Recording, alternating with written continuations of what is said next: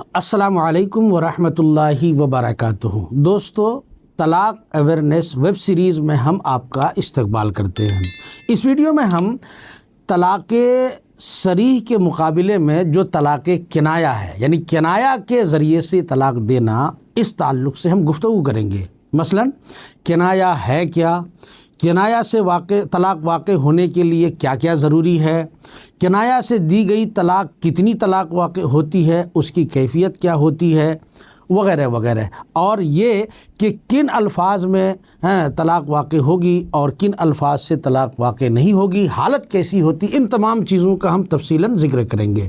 آپ سے درخواست ہے کہ ویڈیو کو مکمل دیکھیے، اور میں آپ سے گزارش کروں گا کہ آپ اس چینل کو سبسکرائب کر ہی لیجئے، چونکہ ہم جو سیریز چلا رہے ہیں آپ کو اس طرح کے مسائل بہت کم ہی جگہ پر، بہت کم ہی پلیٹ فارم پہ ملنے والے ہیں۔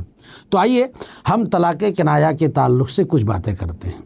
طلاق کنایہ کا مطلب یہ ہے کہ وہ طلاق جو ایسے الفاظ سے دی جائے جس میں طلاق کی گنجائش تو ہے، مگر وہ لفظ طلاق کے لیے بنایا نہیں گیا، اس لفظ کو طلاق کے لیے نہیں بنایا گیا، لیکن اس میں طلاق دینے کا معنی پایا جاتا ہے۔ مثال کے طور پر کسی نے کہہ دیا اپنی بیوی کو، جاؤ یہاں سے، اپنے باپ کے گھر جاؤ، مجھ سے پردہ کرو۔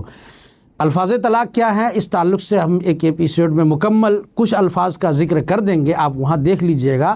سردست مثال کے طور پر اگر کسی نے اپنی بیوی کو کہا کہ تم اپنے باپ کے گھر جاؤ، تو اس لفظ کے ذریعے سے اگر اس نے طلاق کا ارادہ کیا ہے تو اس کی بیوی پر طلاق واقع ہو جائے گی۔ کتنی طلاق واقع ہوگی؟ تو کہہ رہے ہیں کہ طلاق واقع ہوگی ایک، اور وہ ہوگی بائن، ایک طلاق بائن۔ بائن کسے کہتے ہیں ہم نے ایک ایپیسوڈ میں اس کی پوری وضاحت کر دی ہے، آپ وہاں جا کر کے دیکھ لیجئے، طلاق رجعی، طلاق بائن اور طلاق مغلظہ۔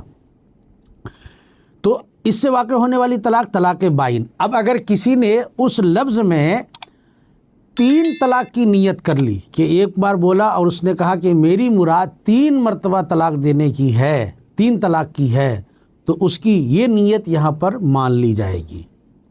کنایہ کے الفاظ بولا، طلاق کی نیت کی، طلاق واقع ہو گئی، جتنی طلاق کی نیت کرے گا اتنی طلاق واقع ہو جائے گی۔ ناظرین کرام، یہاں پر ایک بات میں واضح کرنا چاہوں، اس کو آپ اچھی طرح سے سماعت کیجئے، وہ یہ ہے کہ کنایہ کے ذریعے سے طلاق واقع ہونے کے لیے 2 چیزوں کا ہونا ضروری۔ نمبر 1، وہ لفظ طلاق کا احتمال رکھتا ہو، اور دوسرا، اس میں طلاق کی آپ نے نیت بھی کی ہو۔ اب اگر کوئی ایسا لفظ ہے آپ نے بولا لیکن اس میں طلاق کے معنی کی گنجائش نہیں ہے، مثال کے طور پر آپ نے اپنی بیوی کو کہہ دیا، یا کسی نے اپنی بیوی کو کہہ دیا جاؤ اپنے والد سے ملاقات کر کے آؤ، یا کہہ دیا کہ تم اپنے ماں باپ سے ملاقات کرنا چاہتے ہو تو جاؤ کر لو۔ اب اس سے جو ہے اس نے طلاق کی نیت کی، تو کہہ رہے یہاں نیت کرنا بیکار ہے۔ کیوں؟ کہ اس لفظ سے طلاق واقع ہونے کا احتمال ہی نہیں ہے۔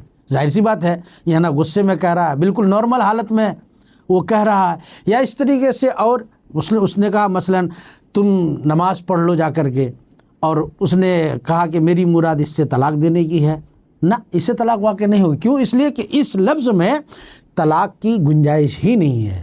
تو الفاظ کنایہ میں سے طلاق واقع ہونے کے لیے اس میں طلاق کا احتمال چاہیے، اور پھر ساتھ ساتھ طلاق کی نیت بھی ہونی چاہیے، یعنی لفظ طلاق کے معنی کا احتمال بھی رکھتا ہو، اور ساتھ میں اس طلاق کی آپ نے نیت بھی کی ہو، ارادہ بھی کی ہو، تب جا کے طلاق واقع ہوگی۔ اور اگر اس لفظ میں احتمال ہی نہیں ہے طلاق کا، تو طلاق واقع نہیں ہوگی، اگرچہ آپ نے نیت کر لی، یا طلاق کا احتمال ہے مگر نیت نہیں ہے، تو پھر طلاق واقع نہیں ہوگی۔ یہاں تک مجھے امید ہے کہ آپ کو یہ مسائل سمجھ میں آئے ہوں گے، لیکن کنایہ کے تعلق سے ایک اور ضابطہ جو بہت ضروری ہے اسے سمجھنا میں ضروری سمجھتا ہوں، وہ یہ کہ کنایہ کے جو الفاظ ہیں وہ 3 طرح کے ہیں، اور ایسے انسان کی حالت بھی 3 طرح کی ہوتی ہے۔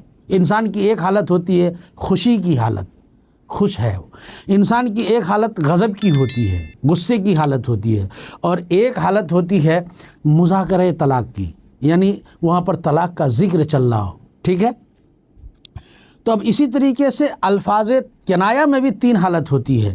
بعض الفاظ وہ ہوتے ہیں جو سوال رد کرنے کا احتمال ہے اس میں، اور بعض الفاظ وہ ہیں جس میں گالی کا احتمال ہے، اور بعض الفاظ وہ ہیں جو صرف جواب کے لیے متعین ہے، اس میں گالی کا احتمال نہیں، نہ رد کرنے کا احتمال ہے. تو اب اگر الفاظ ایسے ہوں جس میں سوال کے رد کرنے کا احتمال ہے تو اس صورت میں طلاق واقع ہوگی کہ نہیں ہوگی. مثلا آپ نے ایسے الفاظ کا استعمال کیا جس میں بیوی کی طرف سے اگر طلاق کا مطالبہ ہے اور آپ نے الفاظ کنایہ کا استعمال کیا اور وہ لفظ ایسا ہے کہ اس میں سوال رد کرنے کا احتمال ہے، تو طلاق واقع ہونے کے لیے وہاں پر ہر حالت میں، چاہے خوشی کی حالت ہو یا غضب کی حالت ہو، ہر حالت میں نیت کی ضرورت ہوگی. بغیر نیت کے وہاں پر طلاق واقع نہیں ہوگی. دوسری صورت ہے، دوسرے کچھ الفاظ ایسے ہیں جس میں گالی کا احتمال ہے. اس لفظ کے ذریعے سے آدمی اپنی بیوی کو گالی دیتا ہے اور اس میں گالی کا احتمال ہے، اور آپ نے وہ لفظ استعمال کیا بیوی کے طلاق کے مطالبہ پر یا غصے کی حالت میں، جو بھی ہو. تو ایسی صورت میں اس سے طلاق واقع ہوگی یا نہیں ہوگی؟ تو فرماتے ہیں کہ خوشی اور غضب میں طلاق ہونے کے لیے نیت ضروری ہے. اگر گالی کا احتمال ہے تو خوشی اور اگر غضب کی حالت ہو تو طلاق ہونے کے لیے نیت ضروری ہے. اور اگر طلاق کا ذکر پہلے سے وہاں پر تھا، طلاق کا ذکر تھا، تو پھر ایسی صورت میں نیت کی ضرورت نہیں ہوگی. یعنی پہلے طلاق کا ذکر چل رہا تھا اور آپ نے اچانک ایسا لفظ استعمال کر دیا تو پھر وہاں طلاق ہونے کے لیے آپ کی نیت نہیں پوچھی جائے گی. ماقبل میں طلاق کا تذکرہ اس کنایہ کو طلاق کرنے کے لیے کافی ہے. اسی طریقے سے تیسری صورت جو ہے وہ یہ ہے کہ وہ الفاظ جو صرف جواب ہی کے لیے متعین ہیں اور کوئی دوسرا معنی اس میں نہیں ہے، نہ گالی کا احتمال ہے نہ سوال رد کرنے کا احتمال ہے. تو اس تعلق سے مسئلہ یہ ہے کہ خوشی میں نیت کی ضرورت ہوگی. یعنی حالت اگر خوشی کی، غصے کی حالت نہ ہو، آپ خوشی کی حالت میں ہیں اور آپ نے اس لفظ کا استعمال کیا تو نیت کی ضرورت ہے. غضب کی حالت ہو یا اس سے پہلے طلاق کا مذاکرہ ہو تو بغیر نیت کے طلاق واقع ہو جائے گی. تو مجھے امید ہے کہ آپ کو ان تمام چیزوں کے بارے میں اچھی طرح سے یہ مسئلہ سمجھ میں آیا ہوگا. السلام علیکم ورحمۃ اللہ وبرکاتہ.